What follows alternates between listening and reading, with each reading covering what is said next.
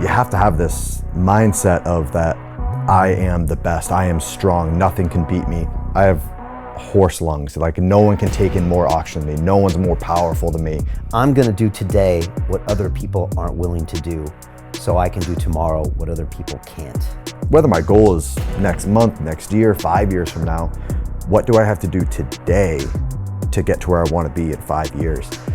And just having that daily checklist of like, okay, I did everything I could today to get myself where I want to be in 5 years. Do you do that for your own brain, or do you do that for everybody else's brain? I'm always trying to convince myself that I'm invincible. I'm trying to convince myself that I recover better. I'm trying to convince myself that my nutrition is better.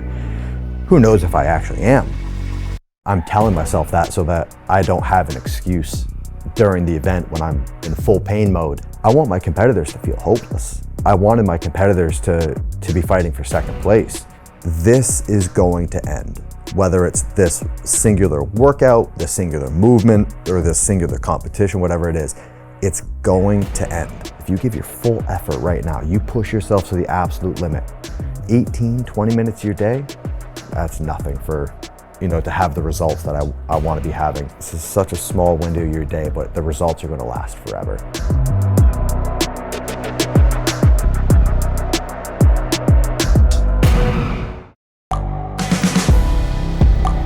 The world is changing.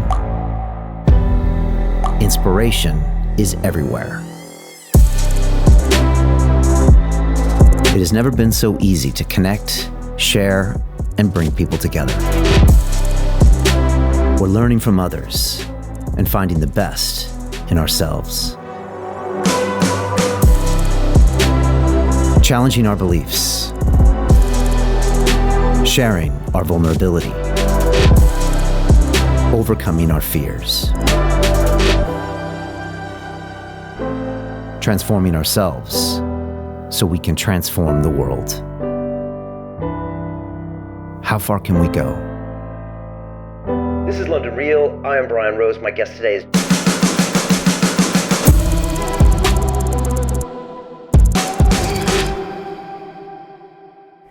This is London Real. I am Brian Rose. My guest today is Matt Fraser, the athlete, fitness expert, and best-selling author. You are known as the fittest man on earth after becoming the first person to win 5 CrossFit Games titles, winning the 2016, 17, 18, 19, and 2020 games consecutively. The CrossFit Games is the definitive test of fitness, combining strength, speed, endurance, and skill to find the best overall athlete on the planet. And you are widely considered to be the most dominant and successful individual male athlete in the sport of CrossFit. Your mantra is hard work pays off, which is also the title of your Sunday Times best-selling book and offers an in-depth guide for anyone hoping to improve their fitness and become the best version of themselves possible. You believe that consistency, alongside a relentless attitude, enabled you to become the #1 athlete in the world. Matt, welcome to London Real. Thank you for having me. Hey, it's great to have you here. I want to jump right in because your mindset is what really got me excited about today. And maybe it reminded me a little bit of my mindset sometimes. But you say that you love to train scared, but yet it's more complicated than that. And I'm just going to quote you because you said to be the best version of yourself, you have to, quote, simultaneously believe that I'm overrated and invincible, that I'm an imposter on the verge of being humiliated on the competition floor, and that I'm an untouchable Lamborghini on a sea of broken down hoopties, to use some American slang. Explain that mentality. Yeah, it was, so for anyone that's unfamiliar with, the sport of CrossFit, most competitions that you go into, there's no rules or regulations on what the events can be. You don't know how many events you're going to do. You don't know what movements you're going to do, time domains, anything. So you have to practice for everything, or try to practice for everything. And so, you're always trying to imagine, what could the competition program for an event that would derail me, or, put me in last place, or just humiliate me. So you're trying to creatively think of what would cause me to fail, and then practicing it. But then at the same time, when I would be training on an implement that I was familiar with, comfortable with, and I knew, my paces and stuff like that, you have to have this mindset of that I am the best, I am strong, nothing can beat me, because there's peaks and valleys in it, and so I remember, whenever I was on, either a rowing machine or a Concept 2 bike, or basically just like a fan spin bike, I would set it up in front of the mirror and watch myself and just convince myself, like, I have horse lungs, like no one can take in more oxygen than me, no one's more powerful than me. But at the same time, I'm thinking everyone's going to beat me, so I have to give just an absolute 100% of my effort, knowing that no matter how I feel right now, in 10 minutes I'm going to have my breath back, my heart rate's going to be down, and I'm going to feel fine. So it's making sure that, how am I going to feel about that effort I just gave in 10 minutes when all the pain is gone? So it's just always making sure that I'm making myself proud, knowing that I'm pushing myself to the absolute limit and tapping my potential, but then always training, picturing people beating me. How do you keep those two concepts in your head at the same moment? Because most people walk around with one or the other, usually the latter. Most people probably defeat themselves before they even try things most of the times, and imagine all the bad things that'll happen. But like, how do you keep them both in your mind? Because if you're too egotistic, then you won't train hard enough. Yeah, once I find the perfect formula, I'll let you know. And it's a wave of emotions, because you can go. Usually, it feels like your best training day ever is immediately followed by your worst training day ever. So it's trying to find that balance and have that calming confidence as well, of like, everything's going to be okay. This too shall pass. Like, give this a couple days to recover. It's okay to take a rest day, and putting in all the work outside of the gym, the body work, nutrition, sleep, all that stuff. But just having that calming presence of everything's going to be okay. Yeah, that's tricky. Oh yeah. Yeah, I wasn't great at that part.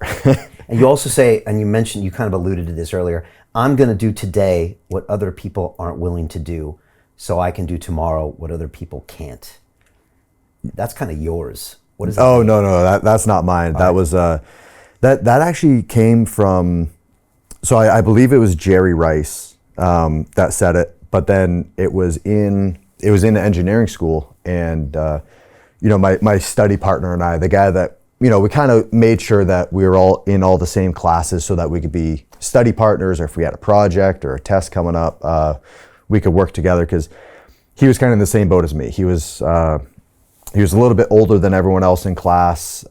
He also didn't drink, so he had no interest to go into like the college parties or anything like that. So Friday and Saturday night, it was he and I were in the library, and he was actually the one that introduced me to it. And it was probably like 10 p.m. on a Friday, Saturday night, and we're both just trying to rack our brains around this report that's due, and he said that line, and it just clicked with me. I was like, oh, of course.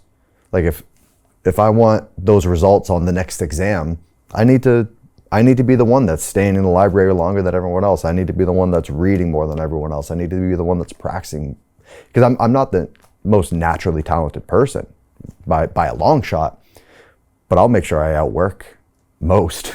Right. So you learned that lesson as a student before you became an athlete. athlete. Yeah, it was the same as with the mantra, hard work pays off. I think because I got my notoriety and I got my popularity through competing in CrossFit, that I think most people assume that's where that came from.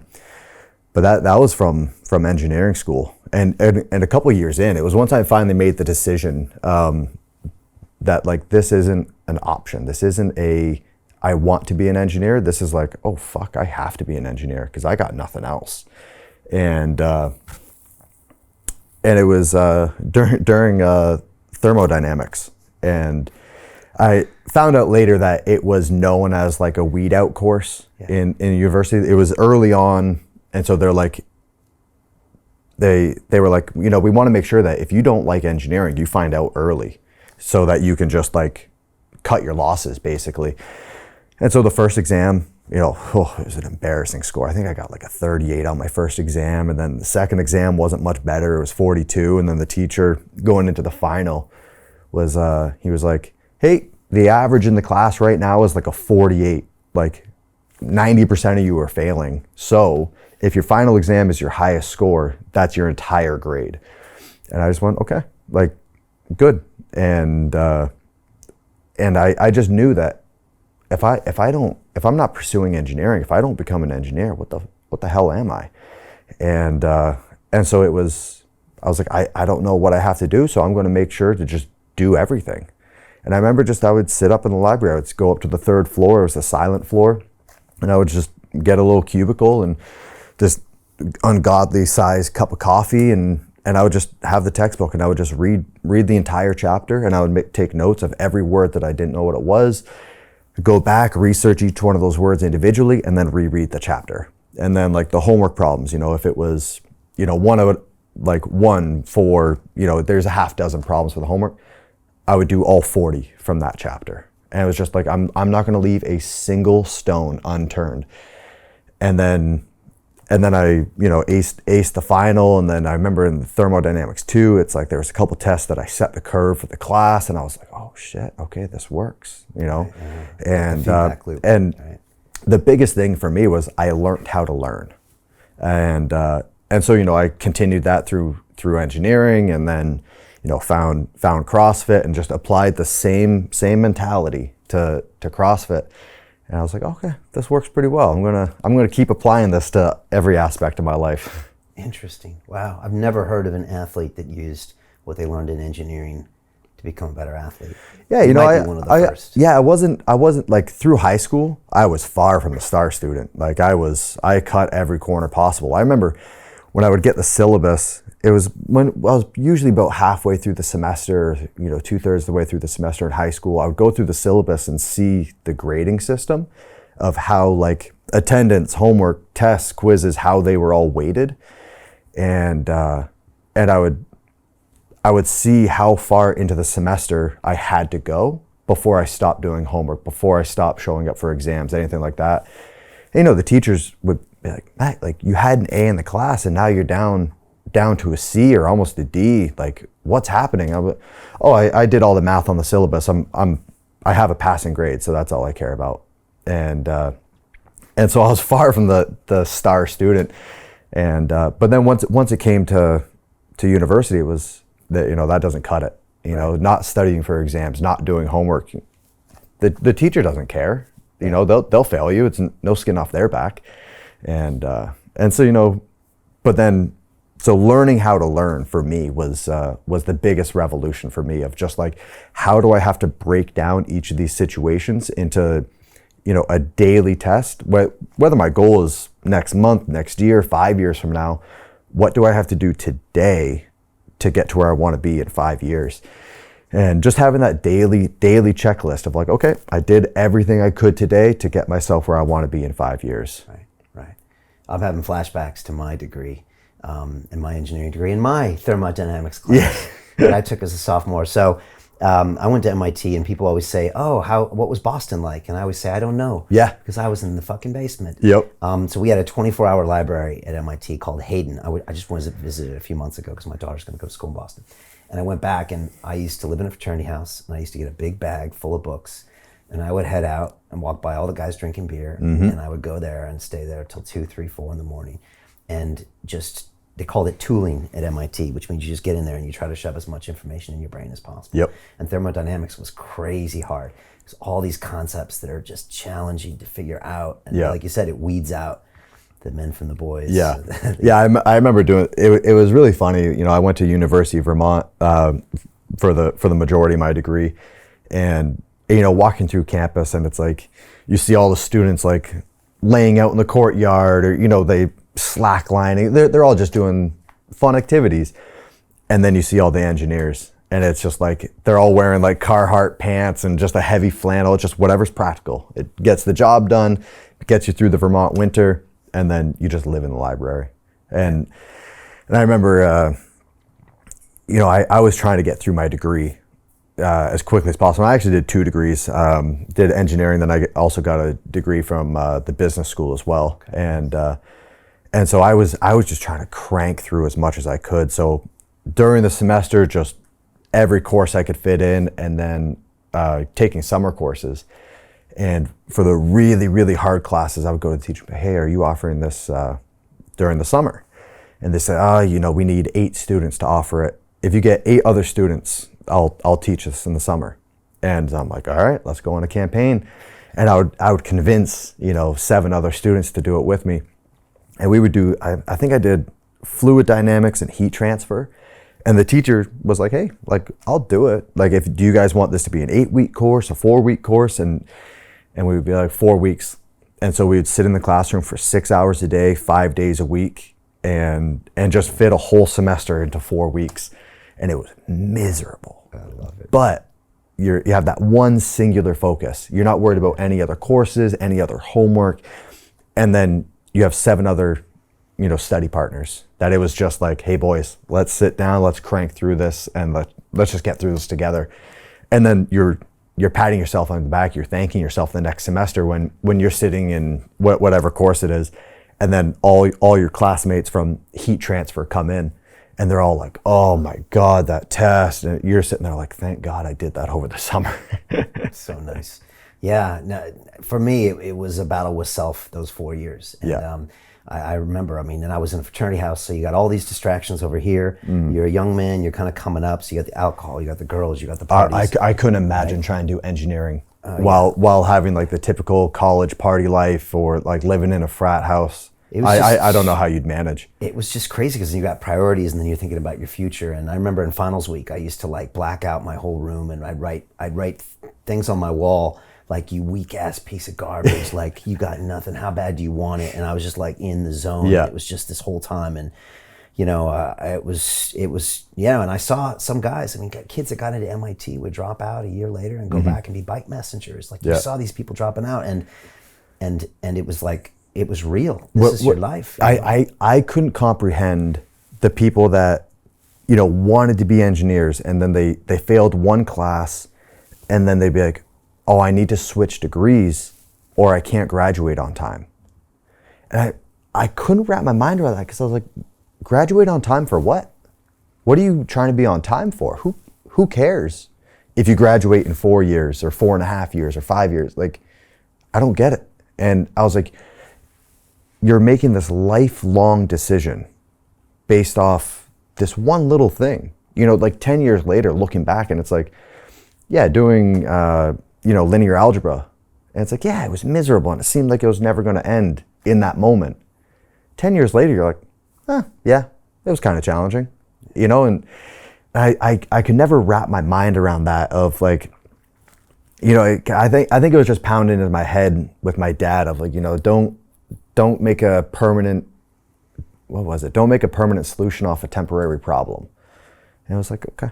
And, and for myself, I went to 4 different universities over the years.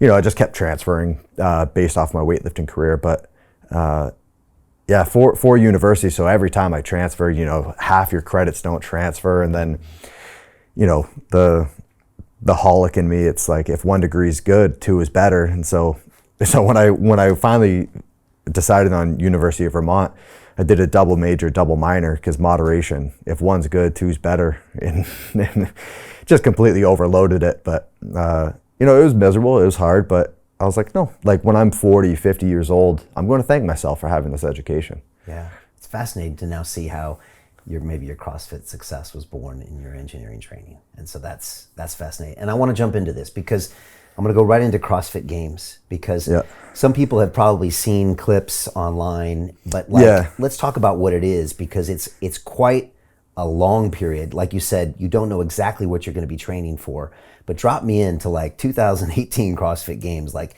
how many days is it? How much do you know about it before it happens? How many athletes are showing up? And like, what's on the line? I wish I could give you just a clean cut set of rules of what it's going to be, but every year it's different. Every year, there's little tweaks and changes here or there.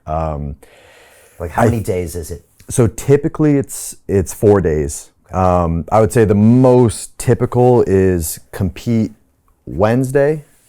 So that's like the events that aren't spectator friendly. So like the events that are, 2-3 hours long, they're off-site, so you need a big venue. So usually running, swimming, biking type events.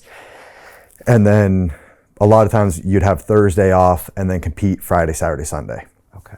And usually it's around 13 to 15 events. You get 100 points per event, or there's 100 points available, and it's a sliding scale on the way down. And I would say the most typical is 40 competitors in your division. So 40 individual male competitors, 40 individual female competitors.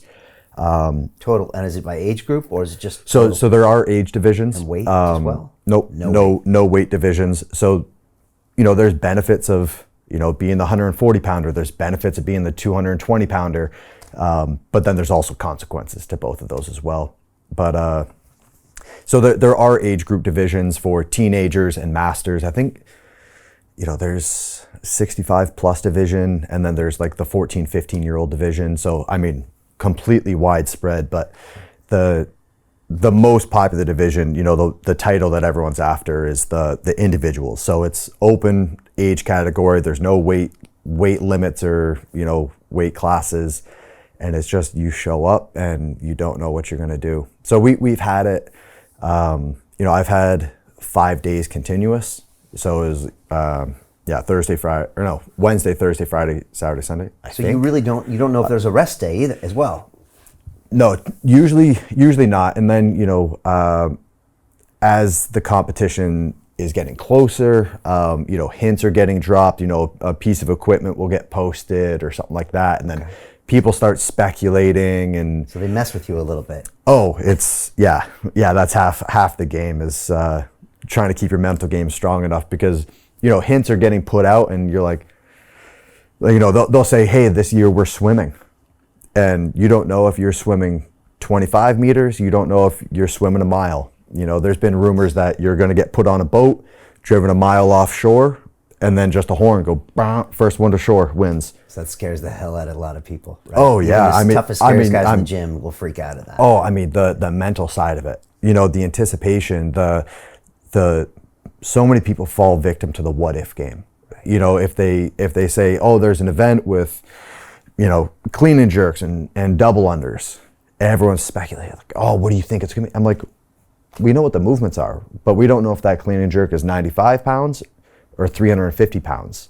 So what's the point of playing this what if game? It's and so early on in my career, I had my coach at the time was very focused on the mindset, and it was, so a lot of that stuff got ingrained in me, and it was, no, we don't guess. We wait until the rules are announced, we wait until the events are announced to put a game plan together. Because what's the point of putting a plan together without any guidelines? And then you're just wasting energy. And then when the rules are announced, then it's like, oh shit, all right, we got to scrap all of that and then into this next one. But every year I competed, there was a different qualifying procedure, a different format of competition, different scoring system. There was always changes every single year. It's unlike any competition in the world that has that change. Because I just took you through a tour of the studios here, and I showed you my Ironman 70.3, and it was very challenging for me to train for, but I knew what it was going to be on the day. Yeah. And even though it was my first in a different circumstance, I did the same things. Yeah. And that's true about pretty much any other physical competition that I can think of, except maybe like Ninja Warrior or something on TV. Yeah. But that's unique.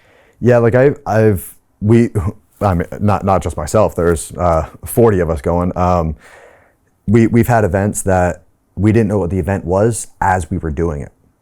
So you walk out and there's a Concept 2 ski erg, and then there's a dumbbell, and then a tall box, and so you're kind of like, okay, what are we doing with the dumbbell? What are we doing with the ski erg? And we were told, as run up to the piece of equipment, your judge will tell you what the movement is, and then you just start doing reps, and then they'll tell you when to stop. And then you move on to the next one, then you move on to the next one. And so you're really playing a guessing game of, how do I pace this? Is this a 5-minute event? Is this a 30-minute event? And did one event my last season where it was a trail run, and I think it was a 3-mile loop. and very aggressive terrain, like super steep where you're on all fours, and run into the finish line, hit the finish line, and then told, all right, now do it in reverse. And you're like, I just paced this for a 3-mile race. I'm gassed. And then nope, go back. And so you don't know what you're going to do. Some things get announced ahead of time. Some competitions will release every event, 2 weeks prior, and so wow, anything and everything and right in between. Have you seen guys mentally break on and when things like that happen, where it's like I just get frustrated, like I don't, what are you doing to us? I don't think we've ever seen like the typical like mental crack and somebody's just like, I can't do this anymore. Everyone who's making it to that level is a very high achiever. Everyone that makes it to that level is a absolute stud physically, mentally, everything. But you see some differences, and I don't think it's so obvious if you're not looking for it. But it was pointed out to me early on in my career. Someone sent me an example of, and I didn't even realize I was doing it, but a training partner and I wrote a workout up, and the camera turned to me, and I was like, oh man, this one's gonna suck. And the other person was like, it's gonna be fun. And I didn't even realize that. I was just easy conversation, like complaining is the easiest form of conversation.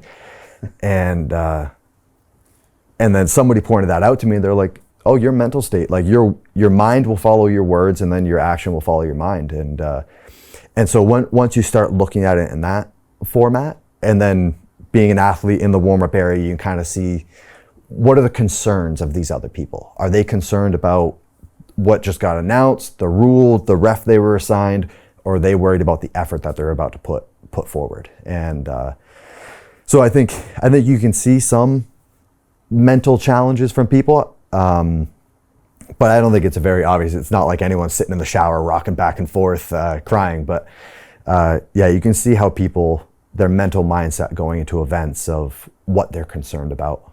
Yeah, and then that mental break will lead to physical as well. Oh, it will lead to suboptimal performance.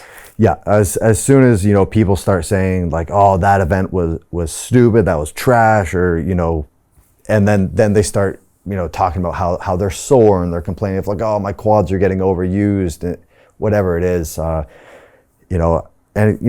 dealt with the exact same thing. Like every year, your body's screaming, you're pushing yourself to the absolute limit. But then when I'm asked, like, how you feeling? Great. This is a nice, easy weekend. And inside I'm like, oh my God, don't touch my thighs. Like they are so sore. Do you do that for your own brain, or do you do that for everybody else's brain? Both. Yeah. I'm always trying to convince myself that I'm invincible. I'm trying to convince myself that I recover better. I'm trying to convince myself that my nutrition is better. Who knows if I actually am? But I'm telling myself that so that I don't have an excuse during the event when I'm in full pain mode. Just keep going. But then also, I want my competitors to feel hopeless. I wanted my competitors to be fighting for second place.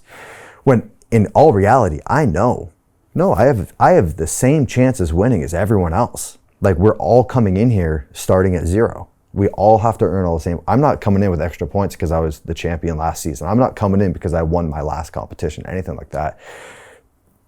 But I want, like, I remember there was one year we had an event where we had to sledgehammer a weight down, and it surprised people. And I think it was the vibration off the sledgehammer, because you gong, gong, and it's just vibrating in your grip. You're using your grip in a way that we never have before. And I remember like the pad of your thumb, my hand dexterity was trashed. Like I couldn't touch fingertips quickly. I was like, "Ooh, something's wrong with my grip," and I was really, really concerned about it. And so, we're sitting in the athlete lounge before the day gets kicked off the next day, and one of my buddies walks in, who's a competitor, and he just, "Hey boys, anyone's hands fucked up?" And everyone's like, "Oh, thank God, my hands, like I can't squeeze, I lost my grip." And I was like, "What are you guys talking about? My grip's fine. Like, why is your grip?" And who knows? Maybe they just heard that comment and just brushed it off and didn't give it a second thought. But maybe they looked at him like, "Jesus, of course he's fine. and so little things like that. So part of it was for my own mental game, part of it was for the mental game of the others. It's so psychological, because when they're having a really hard moment on the course that day, the next day, and they take you a glimpse of their eye, maybe even subconsciously, their brain thinks, I can't beat him. Like, he's not having any problems with his grip. Look at his grip. Look, he's holding things better than I am. Yeah, and then, they beat themselves. Yeah, and how you pace workouts as well. Depending on your lane assignments, how you're ranked in the competition, that determines who you're next to. And so, I'm usually very good at pacing workouts, but if I saw someone else going out hot, or if they made a little comment to me before the event, or if I knew that, hey, I know you're better at this event than me, well, let me try to throw you off your game. I'm just going to go out super hot. I'm going to go out super, super fast. And knowing that, yeah, it may be bad for me, but it's going to be worse for you if you try to keep up. There's a couple instances of events like that. And some of them I've talked about and joked about, and others, I just kept quiet. And in the grand scheme, I don't know. I don't know if any of them worked. I don't know if they actually had an effect or not, but I think they did. Yeah, well, you won, so that's all that matters. Yeah. And again, if they had an effect on you, then, that could have given you the edge to win. I've had David Goggins in here, and he calls it taking souls. When somebody out there he's competing with, real or imaginary, he takes their soul, because they just can't believe that this guy is doing these things. And once the soul is taken, then he owns the competition. Yeah, and even things as simple as for running events, the rubber band theory of, if you're in second place, it's very easy to keep pace with the first place. When you have someone setting the pace, it's so much easier to run that when somebody's in front of you. I know it's the same for me. I tuck in behind someone, you're drafting off them, and you just stare at their heels and just line up with their cadence, and it's almost as if they're pulling you with them. And if you're in first place and someone's doing that to you, they're just thinking, all right, just keep up with him, just keep up with him. But then as soon as you get enough of a break, enough of a gap in between them, and you kind of break that mental rubber band, it's no longer, all right, just keep up with him, just keep up with him. Now it's, all right, just stay ahead of them, just stay ahead of them.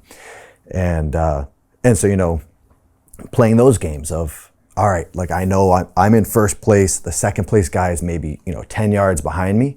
So as soon as I turn this corner and he can't see me, I'm going to sprint as hard as I can go until he's in view again, and then I throttle back. So I'm trying to create that gap to break them mentally, so that they're no longer trying to keep up with me, they're trying to stay ahead of the rest of the pack. Little things like that. And who knows? Like, I didn't run the scenario both ways, and so who knows if it actually worked. I don't have the control to compare it against, but it seemed, I don't think it's a coincidence when it did happen. Right. I heard you mention, like, I've got horse lungs. I heard you mention some things that sound like self-talk. Do you have self-talk or affirmations or things that run through your mind, either pre-programmed or things you do either when you're in training or during competition? Oh, positive and negative. Yeah. Okay. Yeah.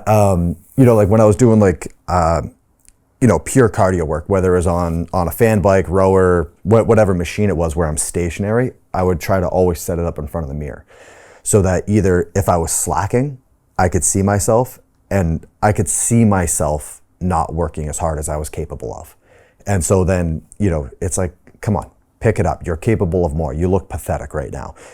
Or it's the extreme opposite of like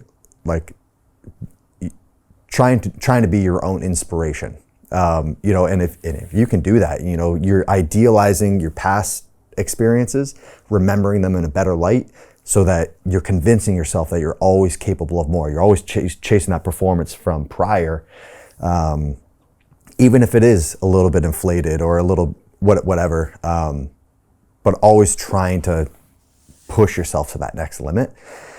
But yeah, I'd say the biggest thing that kind of ran through my head, and it wasn't like one specific saying, but knowing that this is going to end, whether it's this singular workout, this singular movement, or this singular competition, whatever it is, it's going to end.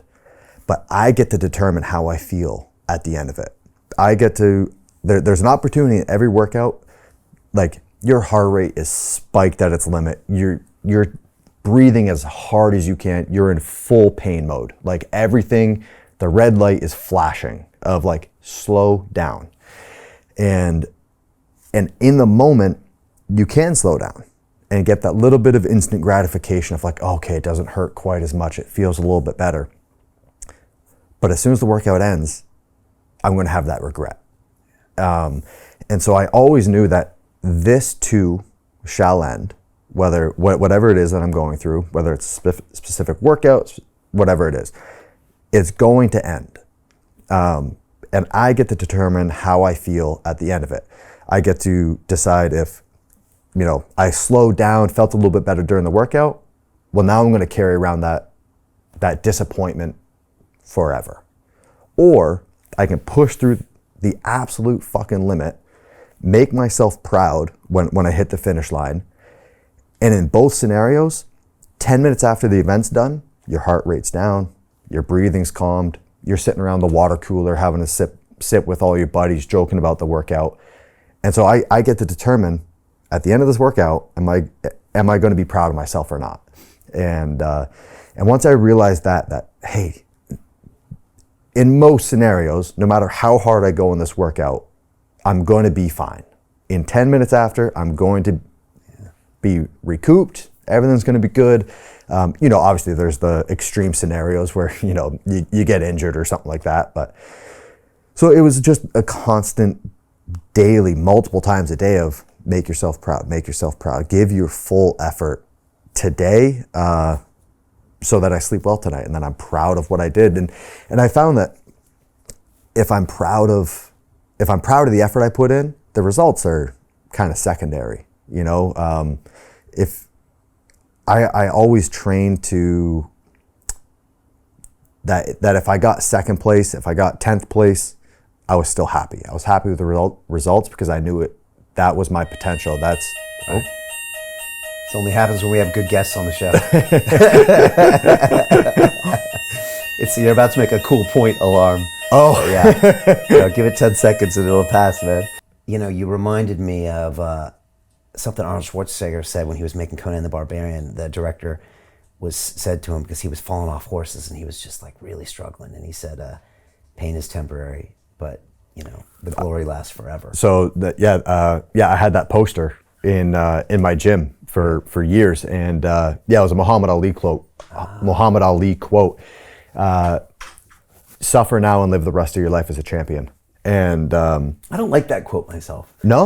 No, because it makes it feel like I got to do this because I don't want to do it, and then I can just kick back the rest of my life, and that's not the way I like to live my life. Because I like to be proud of myself every single day, no matter what I do, just like you do. And that always, maybe I took it out of context, but that's why I was always a little bit hesitant when I hear that, because it felt like I'm just gonna do things I don't want to do to get this to where I'm going to not do anything. Yeah, I used it, for the rare time. Like I was lucky enough to work in a career that I loved.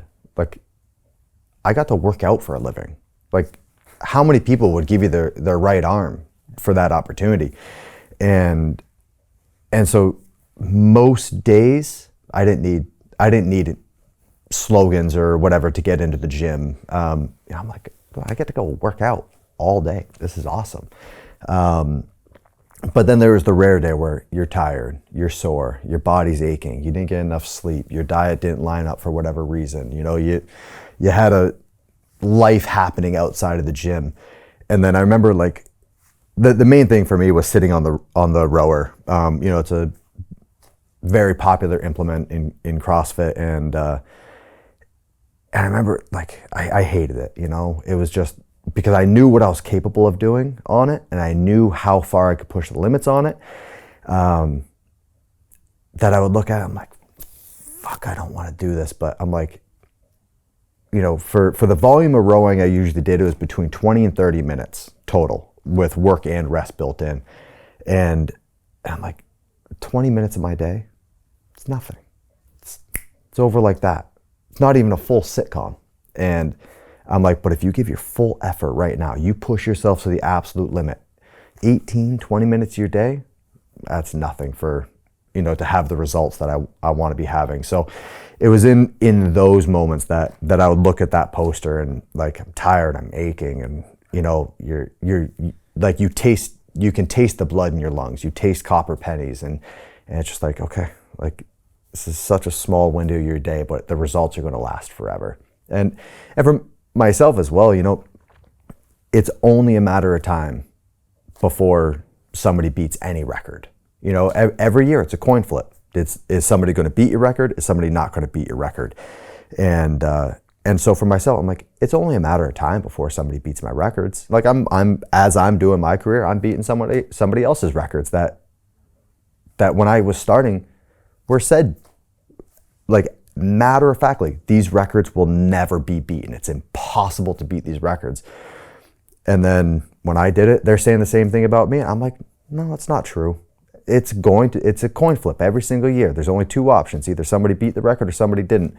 But nobody can take away those gold medals. Nobody can take away those achievements. And so I made sure to try to not put too much weight on these records, and just look at those individual achievements of like, okay, I did that and I have that gold medal forever, Yeah.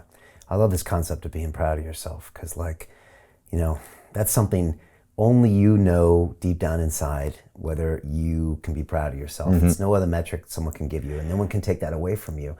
And yet to get there, you have to push yourself more than you want to be pushed. I feel like it's very underrated. I feel like it's the sleep you get the night after accomplishing or like pushing yourself to a limit that you didn't think you could. It's the best night's sleep you'll ever have. Your head hits that pillow and you're just so content. You're like, I did everything I could today to be the person I want to be tomorrow. And I remember doing that. Like even with the little odd jobs I did as a teenager, making sure that I was putting in effort to make myself proud. And it wasn't always that way. I still made mistakes. I still cut corners. And then when I got called out for it, I was destroyed inside. And it wasn't the fact that I did a poor job on the project. It was the fact that I knew I was capable of doing a better job, and I chose not to. I made that decision. And I remember that happening working a construction job. I was building a walkway through a swamp for a neighbor, and I cut some. I don't know. I was young. I think I was like 17, 18 or something. I was still full of piss and vinegar and didn't know a good work ethic yet. And the walkway just had a bit of a sway to it as it went through, and I got called out for it. And it was a mistake that was so big that I couldn't go back and fix it. And it still eats me up. And for years, it was a neighbor to my grandmother. So anytime I went to visit my grandmother, I had to look at that fucking walkway. And it's just like, next time I have that opportunity to do a project like that, I won't make that same mistake twice. Yeah. And then did the same thing when I went to college of, failed some exams because I cut corners, or, did a terrible job on a project and because I cut corners. Same thing happened in my CrossFit career. My 2015 season, my second season, I got second place for the second time. Yeah, let's talk about that. Because in 14 you got second place, yep, and you were over the moon. Yep. In 15 you got second place, and you couldn't have been more disappointed in yourself. Oh, I was down. Yeah, so rookie year, I was brand new to CrossFit. I barely knew what was going on. I didn't know what to expect going to the CrossFit Games.